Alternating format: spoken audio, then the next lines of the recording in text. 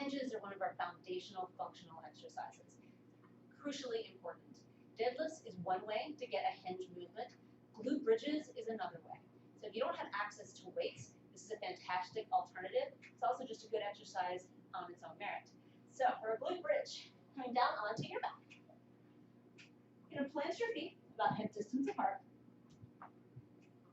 Core is going to be nice and engaged. You're going to drive heels into the floor to lift your hips. But remember, this is a hinge motion, which what a hinge is those hips moving forward and back at its basic.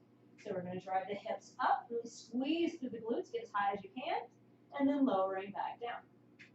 When we're not using any weight, that squeeze at the top, that pause at the top, is what's going to up the intensity of the exercise. So we drive up and we hold for a beat or two, and then we release back down. If that starts to feel too simple, a couple of ways you can add on. You can take a weight, place it right on your hip bones, not the most comfortable thing, I'm not going to lie. And you're going to drive your heels into the mat, lift your hips. Now you've just got a little bit more pressure there, a little bit more weight that you're moving. Same thing could be done with the sandbag, same thing could be done with the barbell.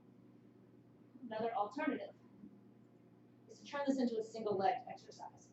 So to do that, you're going to center one foot. So right now, to begin with, my hips are at hip distance. We bring one foot a little bit more centered, point the other one up to the ceiling, flex that foot as hard as possible, hug in through your core. Again, driving your heel into the mat, you lift your hips, focusing on that upper heel, trying to go up through the ceiling. You can even give this some little pulses at the top to really add some intensity. And then you lower back down, change feet, same thing. Center out the grounded foot, press the other foot up to the ceiling, drive the grounded heel into the mat and lift. Give it some little pulses at the top. And then release back down. A couple other variations of glute bridges that begin to target other things, which can be really nice add-on.